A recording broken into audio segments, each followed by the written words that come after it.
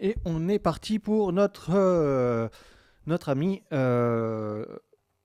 Bernard Friot. Donc, je vous rappelle, aujourd'hui, on est sur la partie des questions-réponses. Hop là, je me mets là. Sur la partie des questions-réponses du public. Et ça, c'est super intéressant parce que, en fait, là, vous avez le monde social qui apparaît. Donc, des personnes qui n'ont pas l'habitude, qui n'ont pas l'habitude des discours politiques, etc., qui ne sont pas dans des institutions politiques. Et par conséquent, comment dire, c'est très intéressant de voir ce que pensent des personnes lambda, etc., quand ils ne sont pas forcément très politisés, etc. Hein. Et ça, c'est intéressant pour nous parce qu'on peut construire donc un argumentaire pour les aider à trouver les bonnes logiques de pensée. Donc, je vous rappelle que en tant qu'intellectuel, travailleur intellectuel, travailleuse intellectuelle, nous n'apportons rien à personne. C'est les personnes qui viennent à nous parce que voilà, ils ont besoin de cette information-là. Mais rappelez-vous que ce n'est pas à nous d'aller toquer à la porte des gens, d'aller les chercher, etc. Ça ne sert à rien. Si les personnes ne sont pas convaincues, elles ne viendront pas à vous. Et si ces personnes-là viennent à vous, alors à ce moment-là, vous pouvez éventuellement créer un argumentaire, etc., pour consolider leur base déjà bien fournie, normalement. Voilà, je continue avec la vidéo. Euh, on est parti.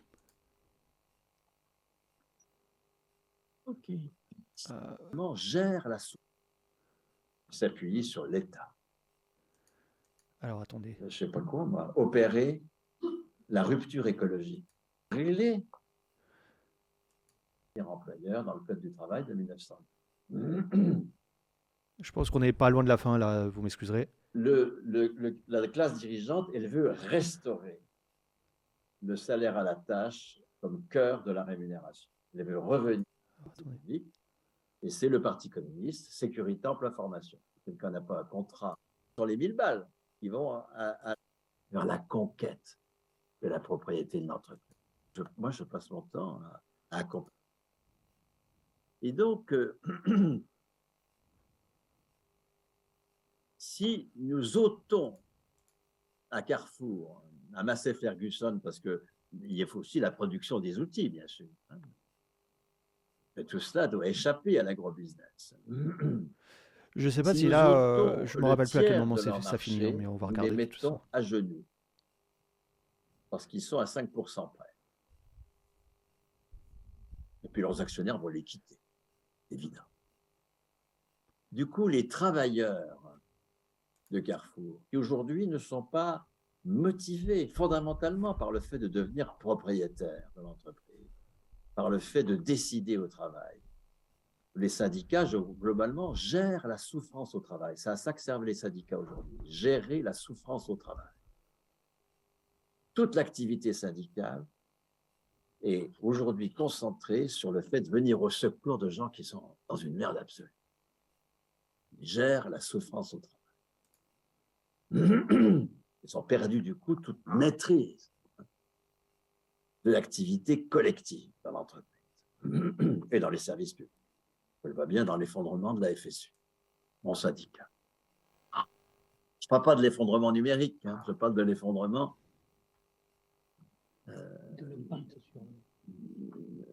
idéologique en partie, mais de la mobilisation.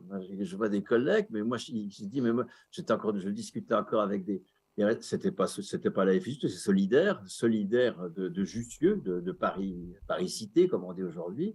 Il me disait, mais moi, je passe mon temps à accompagner des gens qui sont en grand désarroi parce qu'ils sont harcelés, parce que ceci, cela. Parce qu'ils ne peuvent plus faire leur boulot comme ils voudraient. Ils aiment leur boulot, mais ils ne peuvent pas le faire. Et ils sont... Voilà. Je passe mon temps à ça, disent-ils. Là, par contre, c'est intéressant ce qu'il dit parce que c'est vrai que dans les syndicats, comme il n'y a pas de formation à l'éducation populaire, etc., de politisation des travailleurs et travailleuses, eh bien, ce qui se passe, c'est qu'il y a une grande souffrance. Hein. C'est ce que l'on disait. C'est pour ça que j'en viens seulement maintenant à Bernard Friot, alors que j'aurais pu très bien, au tout début de la chaîne, vous proposer des vidéos de Bernard Friot. Hein. Ça ne me dérangeait pas. Mais tant qu'on n'avait pas un certain bagage pour arriver à ça, eh bien, on ne pouvait pas comprendre pourquoi les travailleurs et travailleuses arrivaient au syndicat en état de désarroi, etc. Et quand ils arrivent au syndicat, c'est déjà trop tard. Et bien là, nous comprenons que par rapport à la croyance et à l'idéologie que nous a inculqué l'appareil d'État par rapport donc à l'éducation, donc à l'instruction à la maternelle, à la primaire, au collège, au lycée, etc., on nous met dans la tête des idées sur le travail en disant oui, vous allez trouver un emploi et ça va être la gloire, vous allez vous épanouir dans le travail, etc. Et quand vous arrivez dans le monde du travail, ah patatras, c'est pas du tout ça.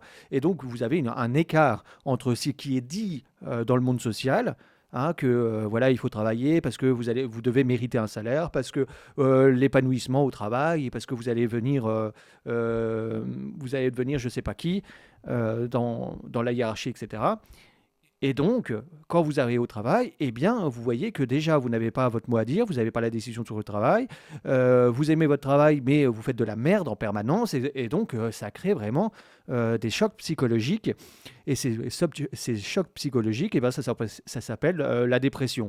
Et donc, vous avez des gens en grande dépression parce que vous avez un choc avec les managers en permanence qui vous viennent vous expliquer comment vous devez faire votre travail en permanence. Et donc, vous n'avez aucun répit. Aucun. Et que ce soit dans le public ou dans le privé, puisque vous avez un effondrement idéologique, hein. L'effondrement idéologique, c'est ce dont nous parlions juste avant d'arriver sur Bernard Friot, donc par rapport au rapport entre la droite et la gauche. Je vous défie de demander aux personnes lambda dans la rue de définir ce qu'est la gauche et ce qu'est la droite, et vous allez avoir du mal à savoir et à comprendre. Hein, parce que personne ne vous donnera la définition exacte de la gauche et de la droite. On va vous dire, ah bah oui, non, mais la gauche c'est pour l'assistanat et la droite c'est pour les vrais travailleurs. Hein. Globalement, c'est ce que vous allez pouvoir... alors je caricature, hein, bien évidemment, mais on n'est pas loin, hein, puisque vous avez des gens et beaucoup de personnes qui vont être sur le côté de l'extrême droite. Hein. Donc bon, c'est... voilà.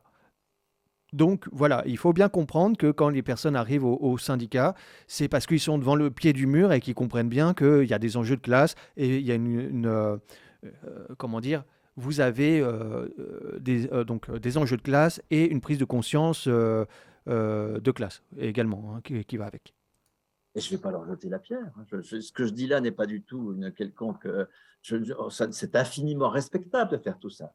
Sauf que ça nous occupe au lieu de faire le reste. Et ça nous occupe parce que nous n'avons pas l'ambition de transposer à toutes les productions la sécurité sociale du soin telle que nous l'avons mise en place pourtant, nous, dans les années 60. Et du coup, les salariés de Carrefour qui vont perdre leur emploi vont se dire, mais attendez, qu'est-ce qu'il faut pour qu'on soit conventionné? Ah, il faut qu'on soit propriétaire de la boîte. Ah, il faut que la boîte ne fasse pas appel au marché des capitaux. Mais nous allons déplacer, je suis un peu optimiste dans ce que je dis là, mais ça fait vivre quand même, d'accord, hein? Nous allons déplacer nos actions collectives de la gestion de la souffrance vers la conquête de la propriété de l'entreprise, vers le fait, nous connaissons sa comptabilité, les équipes syndicales connaissent parfaitement les comptes des entreprises. Nous allons dénoncer cette comptabilité, en produire une autre, nous-mêmes. Nous allons faire ce qu'ont fait les soignants pendant le confinement. On reprend le pouvoir sur le travail, qui est au cœur de toute démarche communiste. Quant aux conventionnés, les conventionnés, on va les conventionner comme on l'a fait en 60. On les conventionne sur des critères, bien sûr, hein, des critères de propriété de l'outil par les travailleurs, les critères auxquels satisfont tous les dissidents actuels. Les critères de non-appel au marché des capitaux, les critères de faire appel à des outils réparables et non pas aux trucs irréparables produits par Massey Ferguson, enfin, etc., qui fait qu'on dépend entièrement du producteur d'outils, du producteur capitaliste. Donc, les critères de conventionnement, mais ce n'est pas moi qui vais les décider, ni Laura Peterson, c'est nous qui allons le décider. Hein. Le communisme, c'est la décision en commun. Donc, il faut des assemblées territoriales de conventionnement. Comment on les désigne? Comment? Moi, j'y connais rien, d'accord. Mais bienvenue au club, d'accord. Quand on est communiste, on devient très imaginatif. On n'est plus dans les larmes, la plainte et la dénonciation. On n'est plus anticapitaliste, on est communiste. Ça fait autre chose. Voilà, ce que je disais tout à l'heure, hein, c'est que être communiste, c'est bien évidemment ne pas reconnaître, enfin, ne pas vouloir voir des victimes partout. Hein. Voilà, hein, on ne se dit pas anticapitaliste. Anticapitaliste, c'est celui qui nie le capitalisme comme tel, etc. Mais quand vous dites que vous êtes anticapitaliste, c'est très bien, et on va vous demander tout de suite derrière, oui, mais qu'est-ce qu'on fait? Oui, mais qu'est-ce qu'on fait? Et vous allez voir que sur tous les plateaux de télé, tous, comment dire, euh, sans aucun doute, quand vous voyez des personnes qui disent ah oui, moi je suis anticapitaliste, etc., la première chose que les capitalistes en face vont vous dire, mais qu'est-ce qu'on fait? Qu'est-ce qu'on fait? Là, des solutions maintenant tout de suite. Mais si vous leur dites ah bah on reprend l'entreprise, etc., alors là vous allez voir, ils vont bondir de leur chaise. Ils vont bondir de leur chaise, ils vont dire ah mais non, mais ça c'est pas possible, c'est l'utopie et machin, et la dictature, machin. Oui, la dictature du prolétariat, c'est ça qu'on appelle la dictature du prolétariat, et pas autre chose. Alors quand on dit qu'une personne est dictatoriale, eh bien qui nous le prouve. Hein. Nous, ce qu'on appelle la dictature du prolétariat, c'est les travailleurs et travailleuses intellectuels, comme je les appelle, qui reprennent le pouvoir sur le travail au profit du capital. Hein. Contre le capital, hein, je veux dire. Hein, contre le capital. Voilà. Et donc, ça, c'est la dictature du prolétariat. Ce n'est pas autre chose. Ce n'est pas une personne, un sauveur, un Mitterrand ou un Allende qui va prendre le pouvoir par les urnes. Ça n'existe pas. On a vu que ça ne pouvait pas marcher. Ça ne marche pas. Au contraire, là, pour le coup, vous allez avoir une dictature, mais sur le prolétariat. Et non pas par le prolétariat. Il faut qu'il y ait une éducation populaire pour les travailleurs et travailleuses, etc., et qui comprennent bien les enjeux économiques, etc. Mais quand les personnes sont donc au pied du mur, c'est là où ils vont devenir, oui, très imaginatifs et combatifs, etc. Parce qu'ils n'ont pas le choix. Ils n'ont pas le choix. Mais là, c'est un rapport de force, hein. Et c'est possible. Et c'est possible de le faire. Simplement, aujourd'hui, les syndicats, quand vous parlez de ça, donc moi j'ai eu une expérience avec un syndicat voilà, qui n'était pas satisfaisant selon moi. Et dès l'instant que vous dites, ah non, mais donc il faudrait former les personnes, les travailleurs, travailleuses à reprendre le pouvoir sur le travail, oh là là, oh là là. Et dans la fonction publique, attention. Hein. Alors, si dans la fonction publique, les syndicats ne se sentent pas prêts encore à former des personnes à reprendre le pouvoir sur le travail, c'est chaud quand même. Hein. C'est chaud. Hein. Et la conscience de classe, elle n'est pas tout à fait encore là. Et il faut les mettre encore plus au pied du mur. Et donc, on a le temps de souffrir un peu. On a le temps de souffrir un peu. Donc, non, je pense que c'est important que nous parlions entre nous et qu'entre travailleurs et travailleuses, etc., petit à petit, nous puissions réussir à poser les termes. À poser les termes. Hein. Parce que là, on voit bien que c'est la souffrance au travail. Alors, on pourrait dire aussi bien à ces personnes-là qui doutent, de dire, bah écoute, c'est ça, ou bah, tu continues à souffrir comme tu es en train de souffrir. Tu as envie de travailler d'une autre manière. Donc, si tu as envie de travailler d'une manière, ça veut dire que tu sais travailler sans que tu aies un manager derrière toi, quoi. Je pense, hein.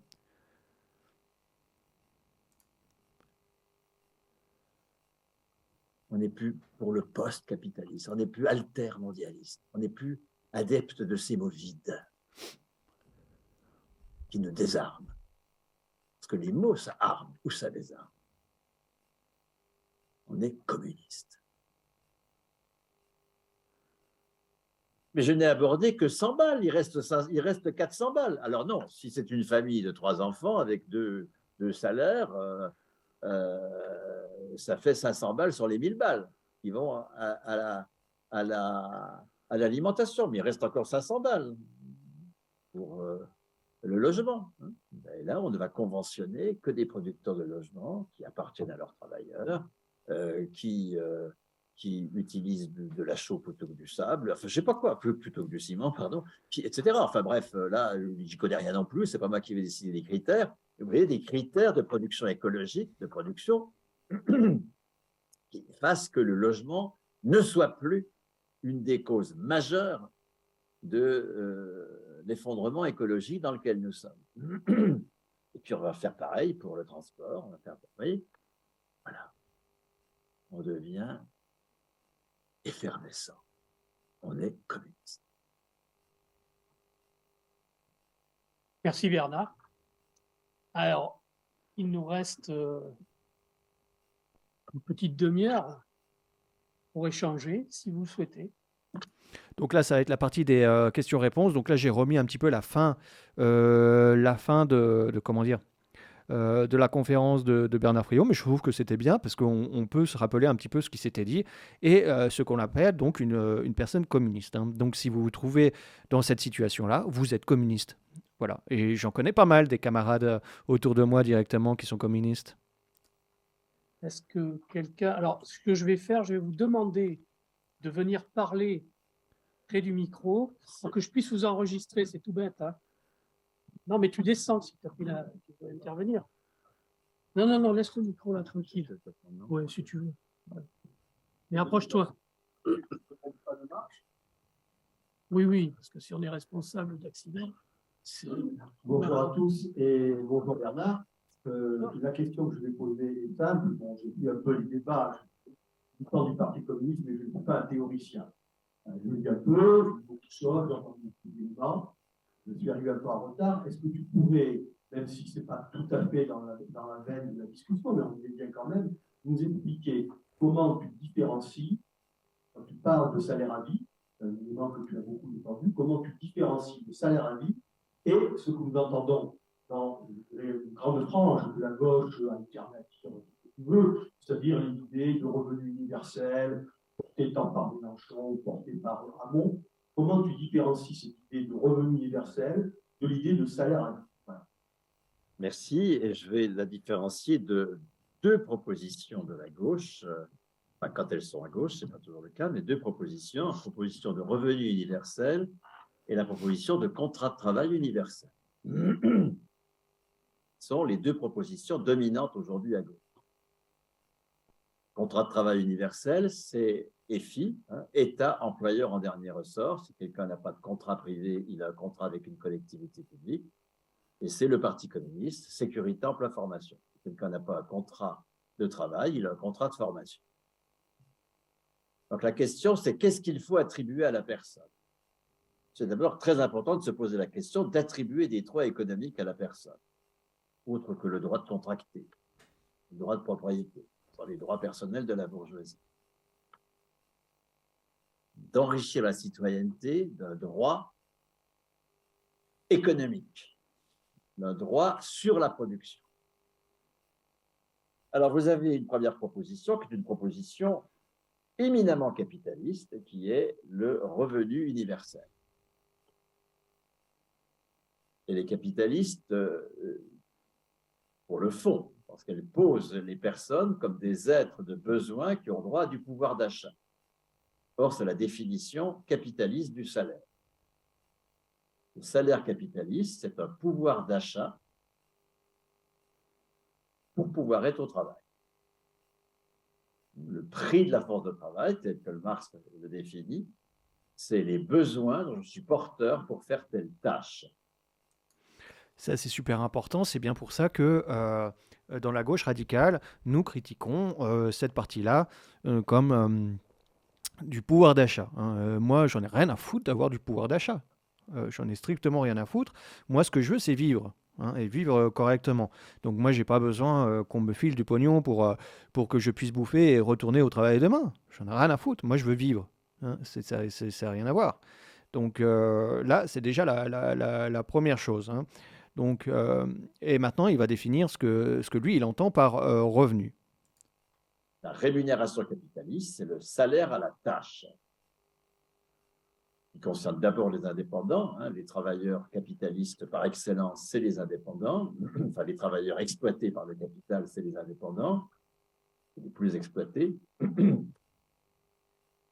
Et puis, vous avez le salaire à la tâche, des CDD de mission, enfin tous les jeunes. Hein. Aucun jeune n'est embauché à la qualification de la convention collective. Et puis, des plus de 55 ans, qui entre 55 et 65 ans, sont relégués, là encore, dans des contrats qui ne respectent pas la convention collective. Ça, c'est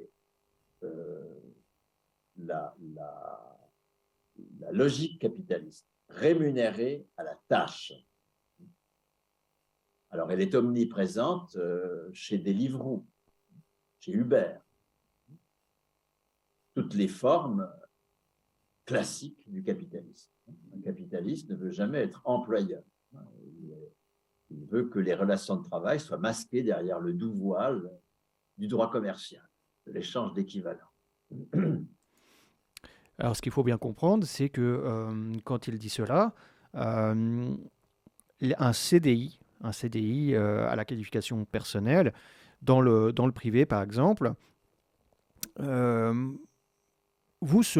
le poste qui est payé, hein, c'est la qualification du poste qui est payé, hein, c'est pas vous, puisque les droits sont portés par un contrat de travail, hein, je le répète. Hein. Donc, vous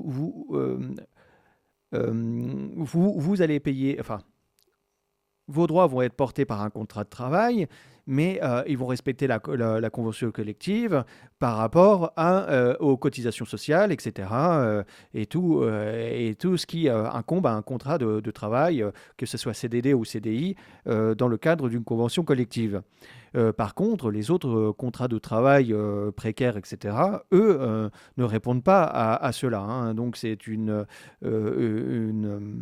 comment dire, une exonération de ce que les capitalistes appellent des charges, hein, qui sont bien des cotisations sociales, et donc par conséquent, vous ne cotisez pas.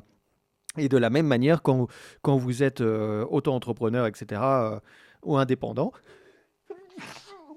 vous êtes bien payé à la tâche. Vous êtes bien payé à la tâche, vous ne cotisez pas. Vous n'avez aucune cotisation, etc., vous êtes à poil. Et le jour où vous êtes, par exemple, vous avez un Covid, etc., qui circule et vous avez une pandémie, vous vous retrouvez sans rien. Voilà, hein, pour la plupart des auto-entrepreneurs et des indépendants, eh bien, vous avez juste vos yeux pour pleurer. Alors, la différence avec un CDI, par exemple, dans l'emploi privé, eh bien, c'est que, donc, comme les droits sont portés par un contrat de travail, quand vous êtes... et que c'est le poste, hein, qui est payé et non pas l'individu, donc ce n'est pas à la qualification personnelle, mais c'est à la qualification du poste. Eh bien, quand vous êtes arrêté comme ça, par exemple par le Covid, etc., vous allez avoir, je crois, 75% de votre salaire. Mais quand c'est vous qui êtes titulaire de votre qualification, donc c'est une qualification personnelle comme dans le fonctionnariat, vous êtes payé 100%, hein, puisque c'est vous qui êtes porteur de vos droits, de vos propres droits. Donc vous comprenez bien là pourquoi les capitalistes sont si serrent les dents, parce qu'ils ne veulent pas de fonctionnaires, quoi, parce que il faut bien qu'eux, ils aient du profit, etc. Et donc, s'il faut privatiser, c'est beaucoup mieux, quoi. Hein.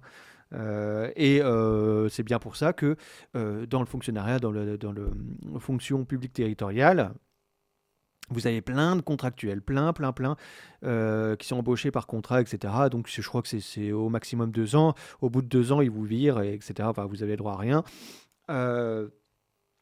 Et vous n'êtes pas porteur de votre propre salaire. Hein.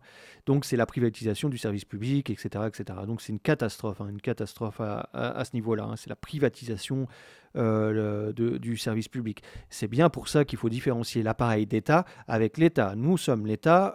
L'appareil d'État, c'est le capitalisme. Hein. Donc, l'État, c'est ce qui amplifie ma liberté, l'appareil d'État, c'est ce qui réduit ma liberté, hein. C'est bien la définition qu'il faut lui donner.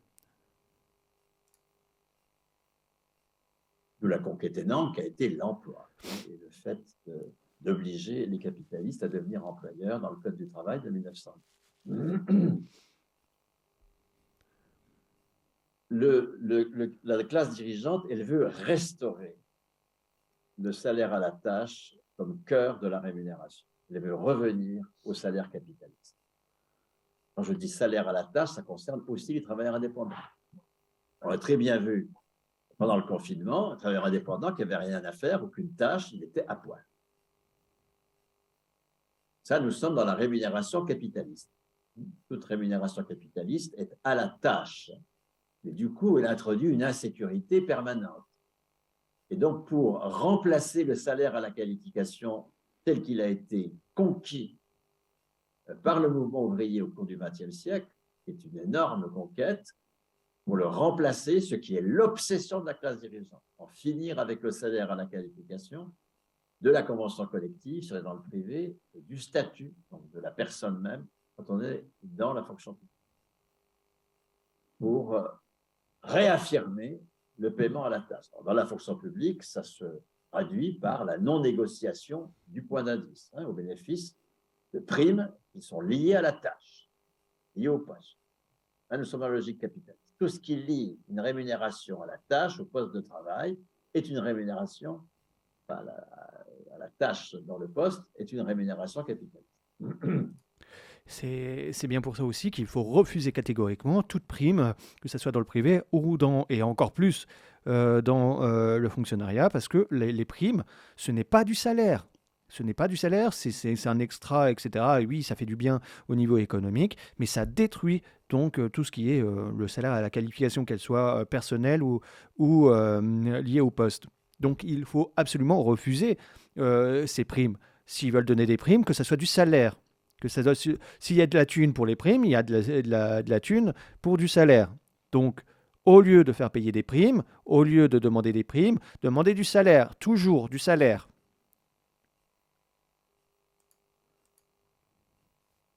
Pour pouvoir assumer ce retour au salaire capitaliste, alors même que les travailleurs ont vécu le salaire à la qualification, il faut absolument rendre universel un filet de sécurité.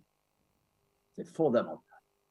Il n'y aura pas de retour au salaire à la tâche tant qu'il n'y aura pas de revenu de base. Et plus il est élevé, mieux ça va. Ce n'est pas les petits patrons qui sont à l'origine de ça. Les petits patrons, c'est les gens des chics, ils en chient, ça c'est classique. Mais le grand patronat, lui, il est complètement, je ne parle pas même des GAFAM. Alors, les GAFAM, elles sont entièrement sur leur revenu de base. Le grand patronat est un promoteur tout à fait considérable du revenu universel. Et d'ailleurs, Macron invente le revenu universel d'activité, le RUA, comme pendant financé par la CSG, qui remplace une cotisation salariée par la CSG pour le chômage, tout comme Jospin avait remplacé la cotisation salariée de l'assurance maladie par la CSG, tout comme Rocard avait remplacé la cotisation patronale ou la cotisation patronale par de la CSG, et la CSG sert à financer un revenu de base non contributif, comme on dit. Tous ces termes-là qui apparaissent dans les années 90, contributif, non contributif, de base, complémentaire, premier pilier, second pilier, toutes les choses, AMO, AMC, toutes les choses auxquelles on s'est habitué, qui sont d'une violence inouïe.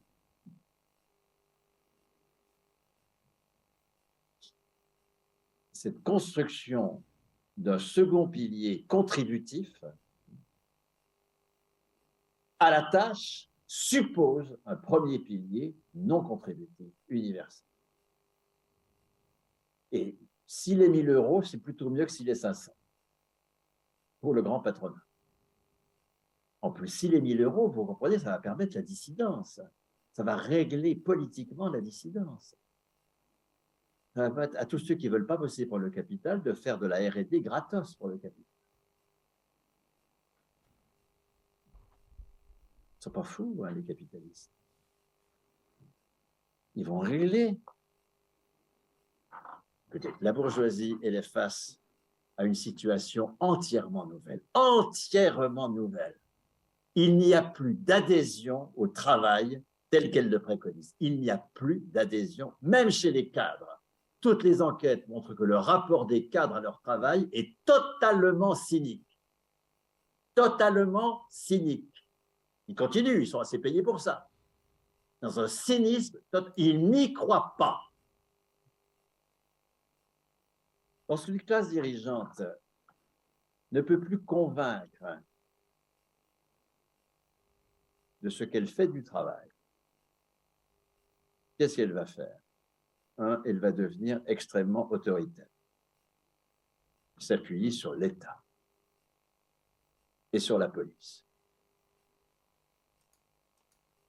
Je rappelle, ici, s'appuyer sur l'appareil d'État et non pas sur l'État. L'appareil d'État. Ce qu'elle veut, la classe capitaliste, c'est détruire l'État. Donc, pour ce faire, elle va s'appuyer sur l'appareil d'État. Très important. Là, maintenant, Bernard a bien compris, mais à cette époque-là, ce n'était pas encore clair. Mais aujourd'hui, il comprend que l'État et l'appareil d'État, ce n'est pas la même chose. Et donc, il faut bien dire les choses. Hein. Voilà. Et oui, effectivement, moi, quand j'entends certaines personnes dire que Macron veut détruire le RSA, non, il ne veut pas le détruire. Au contraire, parce que comprenez bien que pour lui, le chômage, déjà comme tel, vous savez que plus il y a de chômage, mieux c'est pour le capital, parce que ça permet un chantage perpétuel à l'emploi. Perpétuel. Et par conséquent, il faut qu'il y ait un revenu de base. Parce que s'il n'y a pas de revenu de base, eh ben, les travailleurs travailleraient comme ce que l'on pourrait qualifier au noir. Voilà. Eux prendraient le pouvoir sur le travail. Comprenez bien. Deux, elle va disqualifier le travail. Elle va poser comme naturel que le travail, c'est de la merde. Elle va laisser se répandre cette étymologie complètement absurde. Travail, c'est tripalium. J'étais prof de sociaux. Alors, les étudiants croyaient bien faire en disant le travail, tripalium. Je disais, ben non, pas de tout. L'origine étymologique de travail, c'est pas instrument de torture. C'est travel, le travel anglais. C'est se déplacer en franchissant un obstacle. C'est ça l'origine étymologique du mot travail. Très belle origine, d'ailleurs. Se déplacer en franchissant un obstacle. Formidable, je trouve. Non, le cas des gens te laisse se répandre l'idée. Tripalium. On va supprimer le travail. On va supprimer la monnaie. On va supprimer la valeur. Et c'est ça l'avenir. Une société sans travail. Une société de l'activité. Alors, avec des tas de dissidents, qui vont être d'autant plus dissidents qu'ils auront de toute façon 1000 balles. Et qui vont faire du logiciel libre, indispensable au logiciel propriétaire. Qui vont inventer la ruche qui dit oui. Qui va être récupérée par Xavier Niel. Qui va inventer des business models qui seront tous récupérés par le capital. La marge est au service du capital si elle ne s'appuie pas sur des institutions macroéconomiques communistes. D'où la responsabilité du Parti communiste s'il est parti communiste. Question que je pose à mon parti.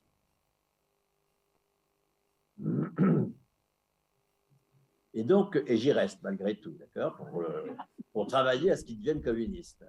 C'est partie de mon amour du Parti communiste. Et donc, le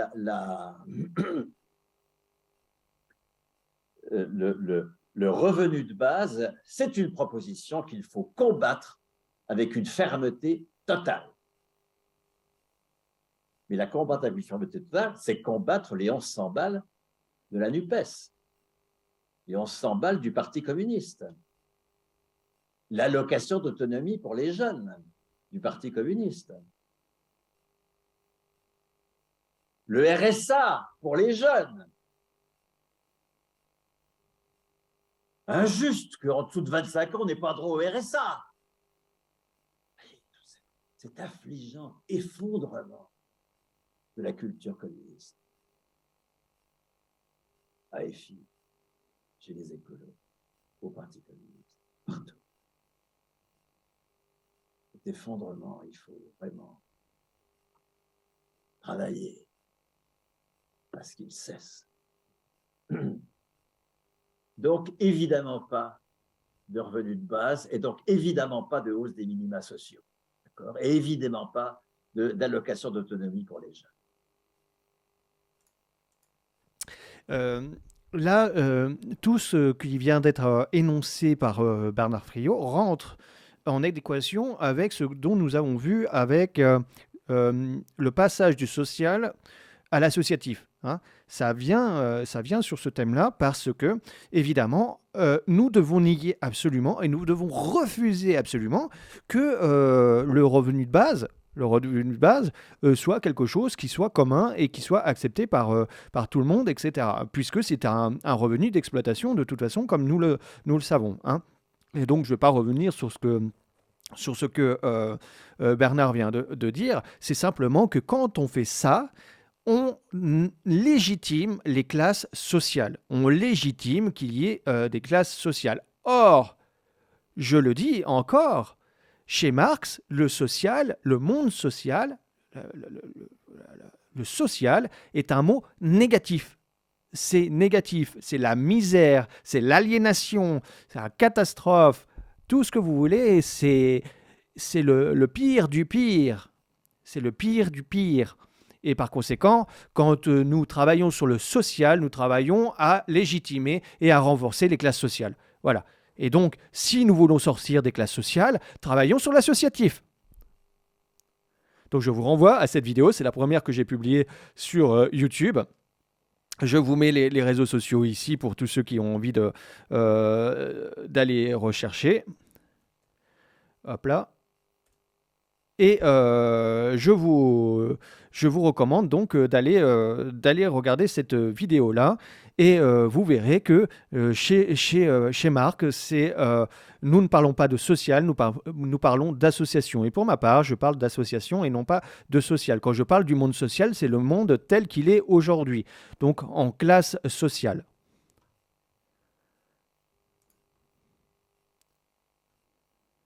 Pas de ressources en dessous des 1820 € du SMIC revendiqué net. Rien en dessous pour les majeurs. Parce que le salaire n'exprime pas le résultat d'un travail. Le salaire exprime un enrichissement de la citoyenneté qui nous pose, en tant que majeurs, en responsabilité du travail.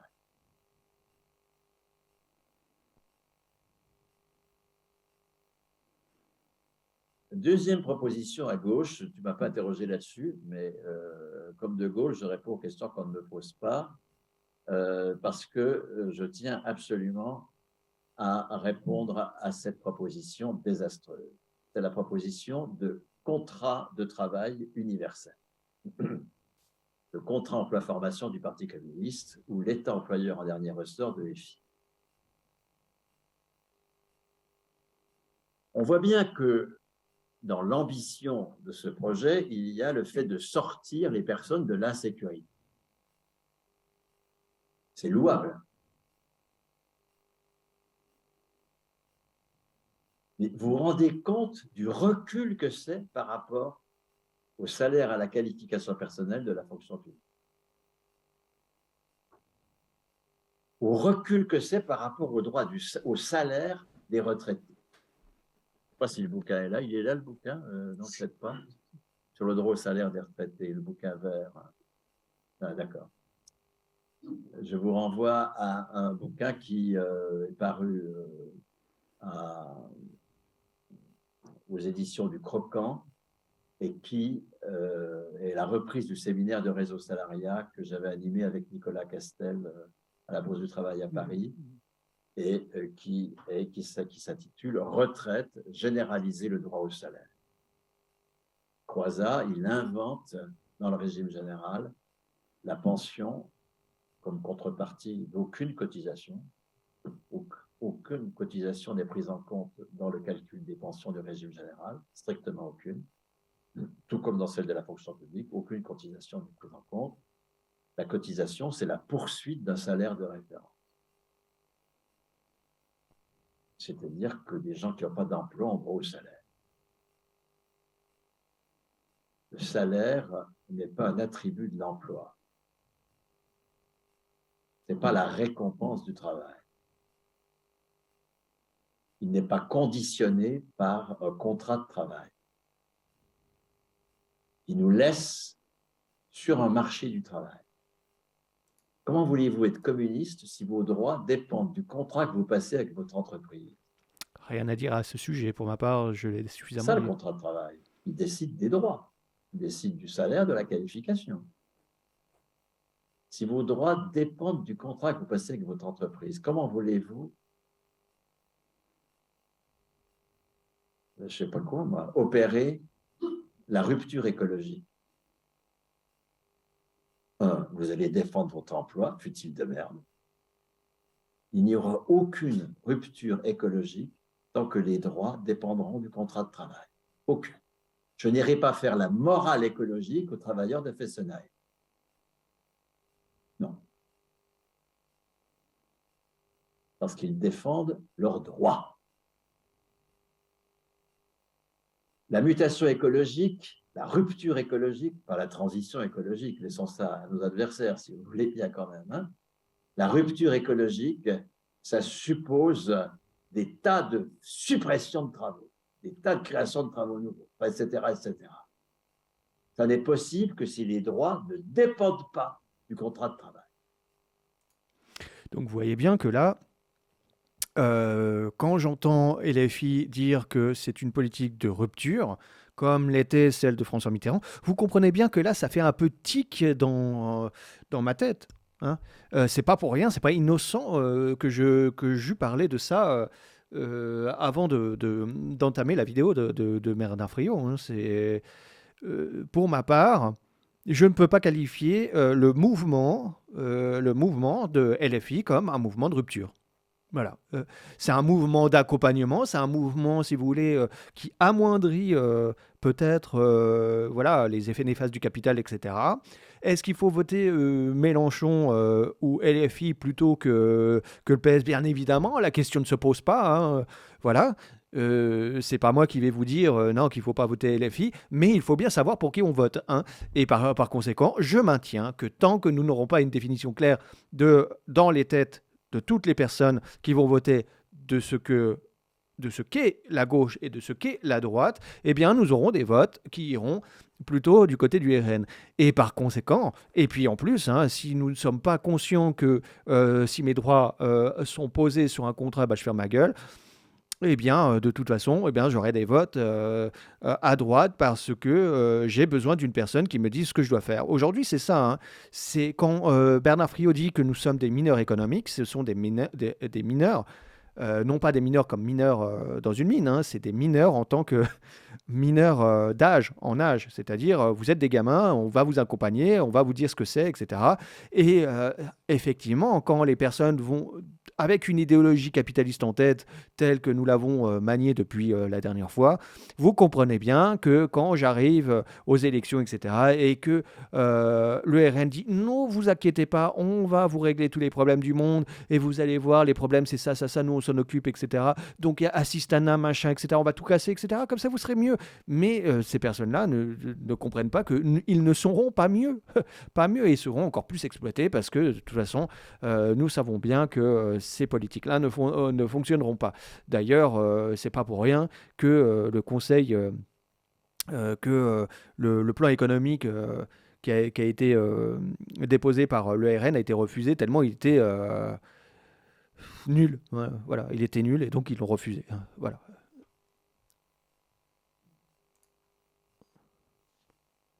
Donc, l'urgence écologique implique que ce ne soit pas le contrat de travail que l'on rende universel.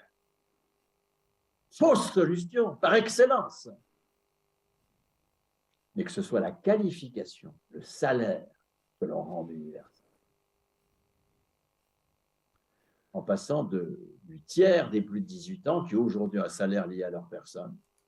Et puis je tiens à réaffirmer que nous avions eu aussi des streams sur lesquels je parlais de l'universalité. Et qu'est-ce que signifiait universel, hein? Un contrat, le contrat de travail ne représente pas l'universalité.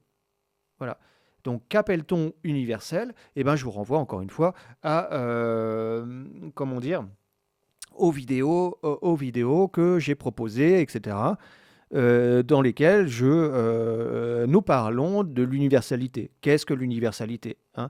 Qu'est-ce que ça implique, l'universalité? Si mes droits ne sont pas sur un contrat de travail, si mes droits dépendent d'un contrat de travail, il n'est pas universel. Ok? Il est plutôt excluant. Donc, il ne peut pas être universel.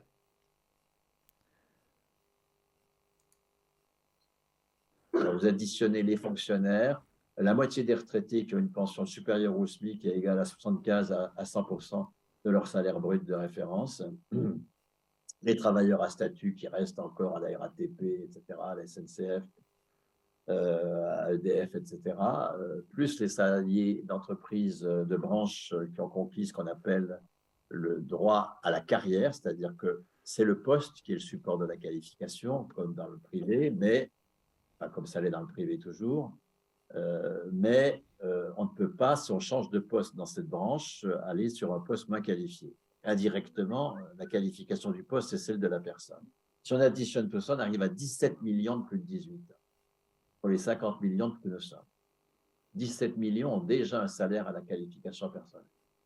Passons à 100%. Sinon, le droit au salaire des retraités sera supprimé. Sinon, les salaires de la fonction publique, le statut de la fonction publique sera supprimé, comme l'a été mis en extinction celui de la SNCF, comme l'a été supprimé celui des postiers, comme est en cours de suppression celui d'EDF, GDF. Les prochains, ce sera à coup sûr l'ensemble des fonctionnaires. Nous ne voulons pas que tout ça disparaisse. Arrêtons de revendiquer la sécurité emploi-formation ou l'État employeur en dernier ressort, deux propositions complètement symétriques, les mêmes propositions complètement en retrait sur le conquis considérable et le fait d'attacher aux personnes et non pas aux contrats des droits. Donc voilà ma réponse, chers camarades.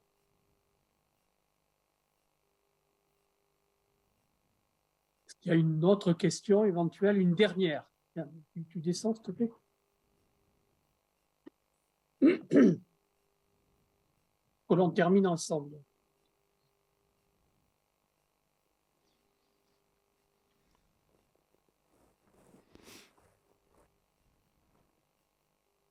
Bien. Alors, bonjour et merci pour tout ce que tu as dit. Voilà. Alors, donc, moi, je travaille dans l'industrie électrique et gazière. Et quand tu parles de sécurité sociale de l'énergie, est-ce que pour toi, c'est calqué sur ce qu'a fait Marcel Paul au lendemain de la guerre, ou est-ce que où ça a évolué, ou est-ce que tu considères qu'on va repartir sur partie de ce qui a été pensé au lendemain de la guerre, mais avec une évolution, avec le contexte écologique, etc., le climat voilà, on a d'autres enjeux maintenant que la reconstruction d'un pays. On a une autre évolution à faire, je pense, dans ce domaine. Et donc, voilà, est-ce que tu gardes des bases quand même profondes, ou est-ce que tu penses à à une évolution Parce que pour moi, excuse-moi, c'est vrai que tu as parlé de notre statut, mais j'ai du mal à imaginer, mais c'est très intéressant, une sécurité sociale de l'énergie, mais j'ai du mal à transposer, mais c'est normal, parce que j'ai peut-être aussi des acquis syndicaux, des choses qu'on m'a apprises qui sont peut-être un peu bloquées sur quelques mots, et peut-être que toi, tu développes différemment les choses. Voilà, merci. Moi, état de collectif, hein. Moi, je ne suis pas d'ailleurs un spécialiste pendant le cycle social de l'alimentation. Il y a des collectifs qui travaillent à tout ça, en lien avec les organisations professionnelles comme la Confédération paysanne, par exemple, qui est partie prenante de la réflexion sexuelle de l'alimentation. Enfin, c'est pas, en tout cas, c'est pas moi, hein. Moi, Je suis un historien du salaire et de la sécu, ça me suffit. Hein, je ne sais pas, je ne peux pas dire grand-chose d'autre. Sinon, qu'est-ce que nous pouvons tirer de cette histoire, hein, pour continuer à construire le communisme en renonçant à l'étapisme, hein, c'est-à-dire 1, prise du pouvoir d'État, 2, socialisme, 3, communisme. Le communisme pour jamais. D'accord. Et puis, comme horizon des partis politiques, la prise du pouvoir d'État. Donc, une orientation totalement électoraliste des partis de gauche. Tout ça est une catastrophe. Là, le décret de juin 1946 de Marcel Paul, d'abord, ça date, tout à fait intéressante. Hein. C'est au temps de vacances du gouvernement. Parce que nous sommes au moment du premier référendum sur la Constitution. Il va aboutir au non, d'ailleurs. Hein, il y aura ensuite un référendum qui aboutira au oui et tout de suite des élections après. Il profite de cette vacance gouvernementale parce qu'il sait sinon aucun de ses collègues ne serait d'accord. 46, c'est les communistes seuls contre tous. Voyons clair. Le CNR, l'Union des communistes gaullistes, dans une période exceptionnelle, avec un patronat déconsidéré par la collaboration, une CGT à 5 millions, un parti à 30%, qui aurait permis un meilleur partage de la valeur ajoutée pour de la solidarité. C'est de la fable absolue. Et cette fable de 45, ça sert à l'histoire officielle à masquer 46, à masquer ce sursaut populaire énorme qui se fait en 46, qui est un sursaut révolutionnaire. Et dans ce sursaut, les communistes sont seuls contre tous. Seuls contre tous, c'est la CGT, parce qu'en 46, les trotskistes et les socialistes sont absolument occupés à construire force ouvrière, avec le beau résultat constant. Et tout ce qui se fait à l'initiative de la CGT, ils s'en foutent éperdument quand ils ne le combattent pas. Il faut être clair sur tout cela, hein, d'accord. Ces histoires qu'on nous raconte. Quant à De Gaulle, il est tellement excédé d'avoir dû nommer 5 ministres communistes après les élections de novembre 1945. Il est tellement excédé, les élections provisoires, enfin avant la Constitution.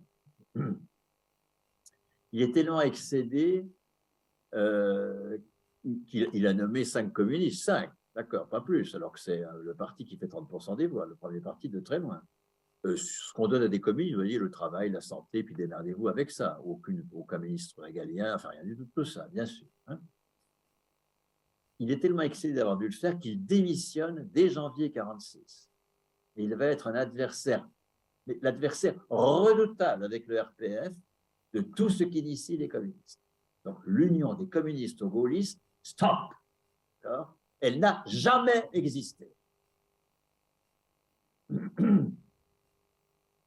Les socialistes de la SFIO, on a vu ce qu'ils font à la CGT, et dans le gouvernement, c'est pareil.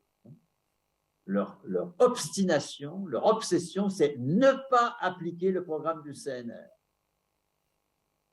Et c'est tout à fait clair en matière de production industrielle, où Marcel Paul n'arrive qu'après avoir été libéré d'Auschwitz, parce qu'il sort d'Auschwitz, c'est Marcel Paul, que je sache, hein, pas le ministre socialiste qui le précède. Hein, il ne sort pas d'Auschwitz, celui. Hein.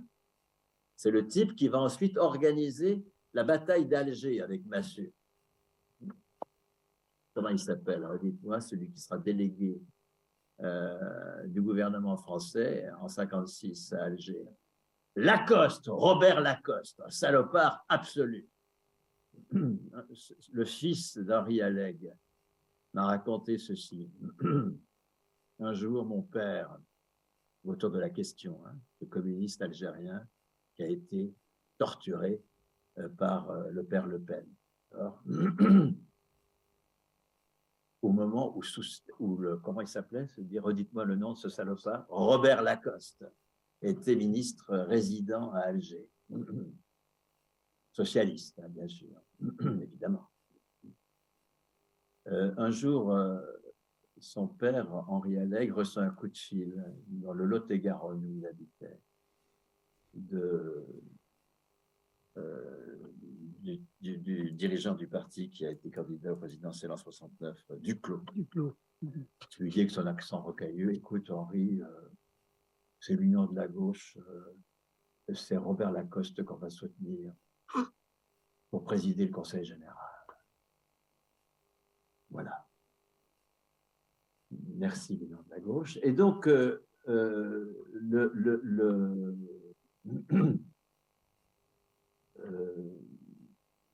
lorsque Lacoste est ministre de la production industrielle avant l'arrivée de Marcel Paul, son obsession, c'est d'étatiser, pas de nationaliser, de ne confier aucun pouvoir aux travailleurs, d'étatiser comme le fait Macron aujourd'hui, socialisation des pertes, privatisation des profits.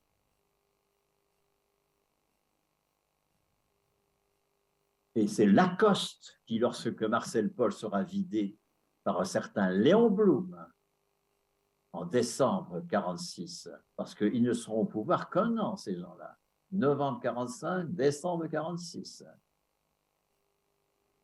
Léon Blum se débarrasse des ministres communistes. Et son premier geste, c'est d'aller à Washington négocier les préludes du plan Marshall. Pour casser le plan Marshall, c'est un plan pour casser le communisme en France. Et casser la CGT avec la fondation de l'EFO, en fait, etc. Oui, par rapport au plan Marshall, vous avez un excellent ouvrage de Annie Lacroix-Ries qui parle du plan Marshall. Là, je ne commente absolument rien de ce que dit Bernard Friot parce que, voilà, vous avez... Voilà, c'est un monument de l'histoire. Moi, c'est pas mon domaine d'expertise là-dessus, je ne sais pas trop. Et là, sur ces plans-là, il est très, très précis. Hein. Voilà, c'est travail sur archives, etc. Et donc, voilà, je n'ai absolument rien à rajouter.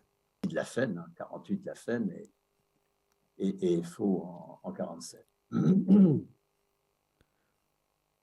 Et c'est Lacoste qui revient et qui va détricoter ce qu'avait fait Marcel Paul dans ce décret de juin 1946 qu'il passe en douce pendant la vacance gouvernementale. Ces communistes, seuls contre tous, ils vont effectivement s'efforcer de nationaliser EDF, GDF, c'est-à-dire d'en faire un lieu de gestion par les travailleurs. Tout ce qu'ils pourront sauver, et d'ailleurs Marcel Paul en sera le responsable pendant plusieurs années, c'est les activités sociales. C'est la, redites-moi le nom, j'oublie encore, la CEAS, non, j'oublie quand même. Pardon ? La CAS, bien sûr. Voilà ce qu'ils pourront sauver. Il n'est pas rien, hein, c'est 1% de la masse salariale, donc ce n'est pas négligeable, mais ils perdent le pouvoir sur la production. C'était l'ambition communiste, évidemment. Merci donc les socialistes de la SFIO. C'est à ça qu'ils ont servi. Je vous rappelle que la SFIO, donc c'est le Parti socialiste avant le PS, après vous avez eu le PS, et le PS fait exactement la même chose que la SFIO. Hein, c'est exactement la même chose. Hein. Rappelez-vous, hein, le socialisme, même combat depuis toujours. Depuis toujours. Voilà. Hein. Et donc là, vous voyez bien l'acharnement du capital sur la prise du pouvoir du travail. C'est là où ça leur fait mal. Hein. C'est pas autre chose. Hein. La thune, ils en ont rien à foutre parce que de toute façon, ils ont le pouvoir sur le travail. C'est à ça qu'ils servent en général. Mais nous étions candidats cette année des radicaux de gauche, des reliquats de gauche du chevènementisme et de quelques personnalités socialistes comme Marie-Noëlle Lindemann. Candidats de cette vaste coalition d'union de la gauche, nous avons fait 2,37%. Résultat mérité d'une ignominie. Et donc, qui oublie notre histoire, qui s'est construite contre la SFIO et non pas avec, bien sûr.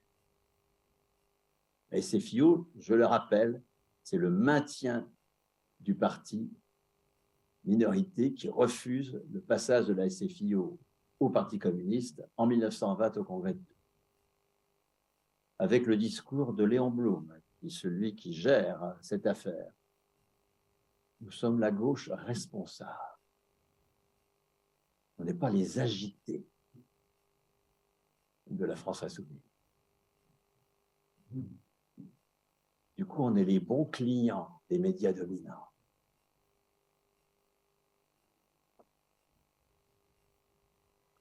Je fermais cette parenthèse parce que je suis suffisamment indigné pour ne pas me taire, y compris quand je suis invité par une organisation communiste, et par moi-même communiste, me battant pour que nous ne sombrions pas dans un dérapage assumé vers la social-démocratie. Et donc, Marcel Paul, dans son décret, effectivement, qu'est-ce qu'il fait? Il fait de la sécurité sociale de l'EDF, c'est-à-dire qu'il pose les travailleurs de l'EDF comme titulaires d'un salaire à la qualification personnelle. Il copie entièrement le statut de la fonction publique dans le statut des électriciens gaziers. Et il appelle la retraite, c'est toujours le nom d'ailleurs, hein, salaire d'inactivité de service. C'est clair. Et cette tentative de nationalisation va être donc mise en échec très rapidement. Le problème, c'est ça la question, c'est qu'il n'y aura pas la CGT et au Parti communiste. Merci pour ton heure, Romain. Repose-toi bien. Merci, pour merci. revenir à la nationalisation de l'EDF. Ce qu'est la sécurité sociale de l'alimentation, il s'agit de nationaliser, c'est-à-dire de rendre aux citoyens la décision. C'est ça la nationalisation, c'est rendre aux citoyens la décision.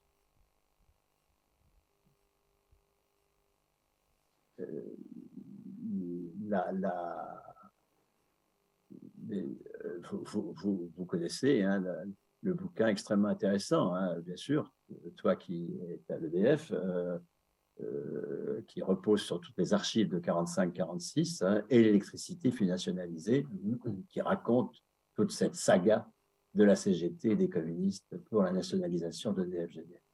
Donc, là, ça fait un petit moment qu'il parle et je le laisse parler, puisque bon, là, il est dans un processus historique qui est très, très intéressant, et donc, moi, je ne suis pas pertinent sur cette partie-là. Par contre, je voulais, là, maintenant qu'il y a une petite brèche pour le dire, la semaine prochaine, je vais préparer des graphiques qui vont poser qui reçoit quoi en salaire. Hein. C'est-à-dire, vous allez avoir l'état des lieux des salaires communistes, donc salaires de la fonction publique, du régime spécial, donc des gaziers électriciens, RATP, tout le bordel. Je vais essayer de vous montrer ça et de vous montrer aussi les pertes, parce que nous avons eu France Télécom, nous avons eu aussi La Poste, nous avons eu d'autres institutions du fonctionnariat qui ont été détruites par les forces de droite, et PS et CFIO aussi, voilà. Donc je vous mettrai tout ça. J'ai travaillé assez dur. J'ai dû reprendre les bouquins donc de Bernard pour aller rechercher des chiffres, etc. et des graphiques. Et je vais vous les poser et je vais vous montrer dans quel état se trouve aujourd'hui le salaire à la qualification personnelle, parce que ça existe, et de toute l'institution qu'il y a derrière.